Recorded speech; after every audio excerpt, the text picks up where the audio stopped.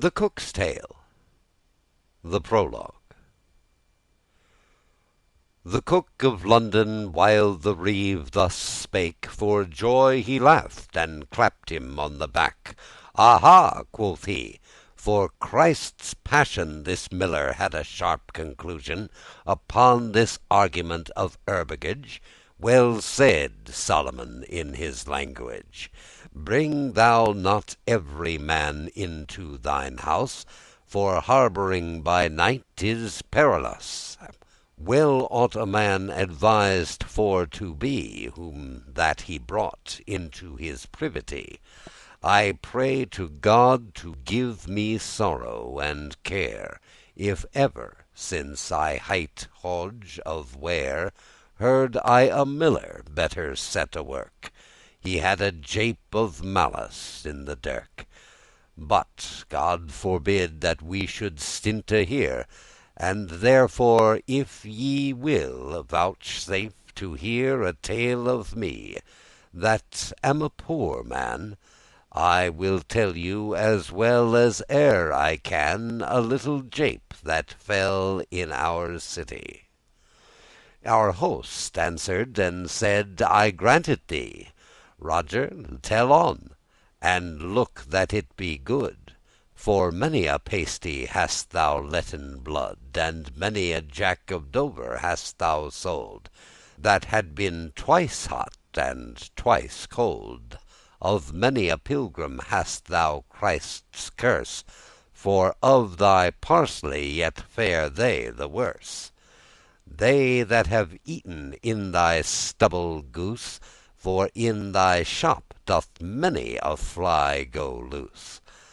Now tell on, gentle Roger, by thy name, but yet I pray thee be not wroth for game.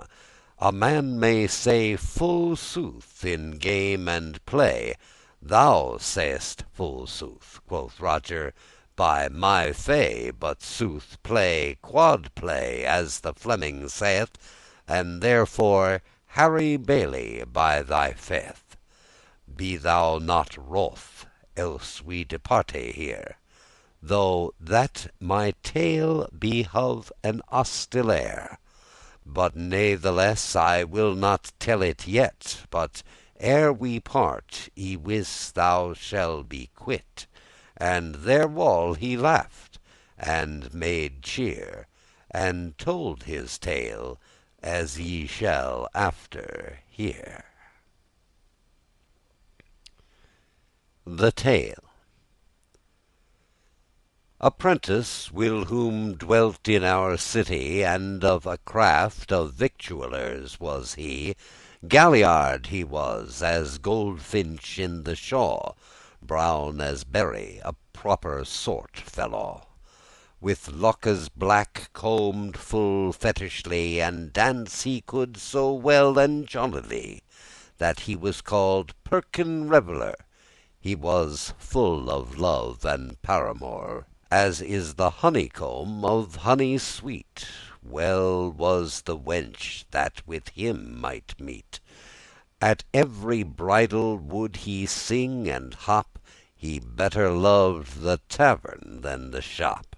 For when there any riding was in cheap, Out of the shop thither he would leap, And till that he had all the sight y seen, And danced well, he would not come again, And gathered him a meinie* of his sort, To hop and sing and make such disport, As there they set steven for to meet, To playen at dice in such a street. For in the town there was no prentice That fairer could cast a pair of dice Than Perkin could, and thereto he was free Of his dispence, in place of privity, That found his master well in his chaffare, For oftentimes he found his box full bare. For soothly a prentice revellour That haunteth dice, riot, and paramour, His master shall it in his shop aby, All that he had no part in the minstrelsy. For theft and riot they be convertible. All can they play on gittern or ribbable.